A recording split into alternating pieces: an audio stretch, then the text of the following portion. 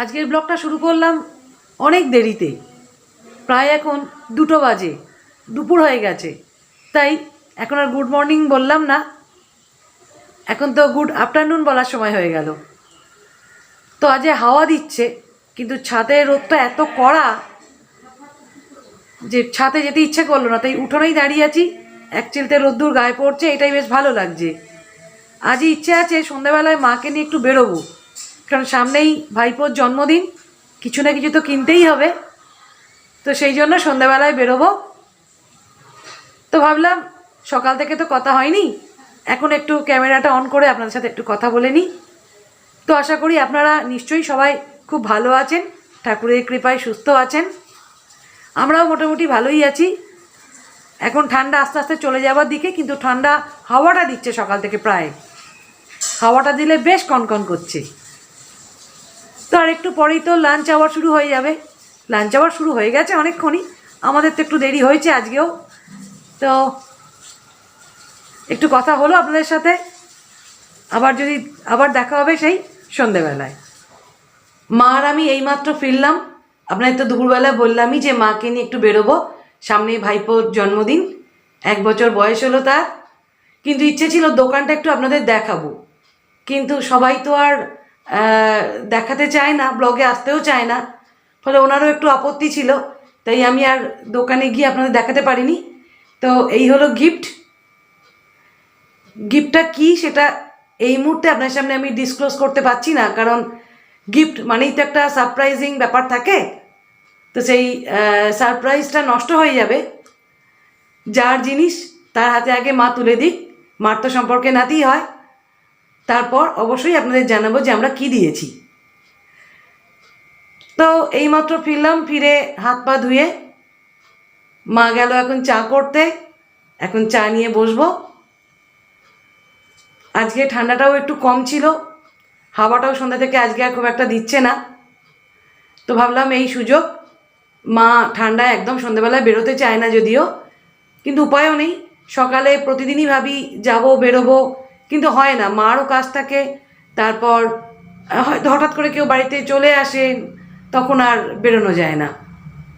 তো ফাইনালি আজকে গিয়ে গিফটটা কিনে নিয়ে এলাম, কারণ আর বেশি সময় নেই।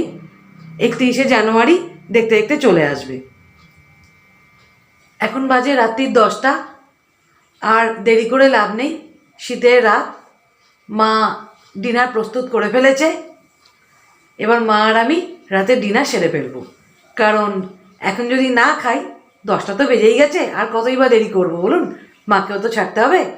এখন যদি ডিনার না করি, তাহলে আবার সব ঠান্ডা হয়ে যাবে, আবার নতুন করে গরম করতে হবে। কারণ শীতকালে না ঠান্ডা ঠান্ডা খাবার খেতে একদম ভালো লাগে না। তো সেই জন্য আমরা রাতের ডিনার শেষ করে নিই। তার আগে চলুন আজ রাতে আমরা কি কি ডিনার করছি আপনাদের একটু দেখিয়ে দিই। আজকে রাতে আমাদের ডিনার মেনুতে কি কি রয়েছে আপনাদের একটু দেখিয়ে দিই। তো এখানে রয়েছে গরম রুটি, রুটিটা আমি আর মা থালাতেই নিয়ে নিয়েছি। এখানে রয়েছে আলু ফুলকপি কড়াইশুঁটি দিয়ে একটা ডালনা। এখানে রয়েছে নতুন করে রসগোল্লা। আর এখানে আমার এক বৌদি পিঠে পায়েস দিয়ে গেছেন, মানে ওই দুধ পুলি বা পায়েস পুলি যাই বলি। তো এই হচ্ছে আজ আমাদের রাতের ডিনার মেনু। শীতের রাতের ডিনার মেনু একদম জমজমাট। তাহলে আর দেরি না করে ডিনারটা আমরা সেরে ফেলি। ফাইনালি ডিনার শেষ।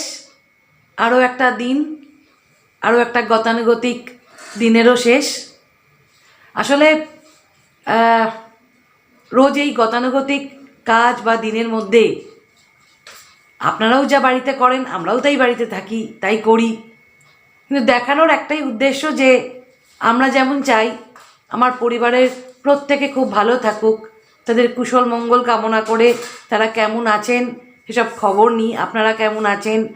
কারণ আপনারা প্রত্যেকে সুস্থ না থাকলে আমরাই বা ভালো থাকি কী করে বলুন। তেমনি আমরাও আমাদের ব্লগের মাধ্যমে, নানান কাজকর্মের মাধ্যমেও এটা জানাই যে আমরাও প্রত্যেকে ভালো আছি, এবং আমাদের আশপাশের প্রত্যেক মানুষও খুব ভালো আছেন। তো এইভাবেই দিন শেষ হয়, আবার রাত আসে, আবার রাত শেষ হয়, আবার নতুন সূর্যোদয় হয়। এই তো এইভাবেই আমাদের দিনগুলো কেটে যায়। তো আজকের ব্লগটার বেশি বড় করলাম না, ছোট্ট ব্লগ।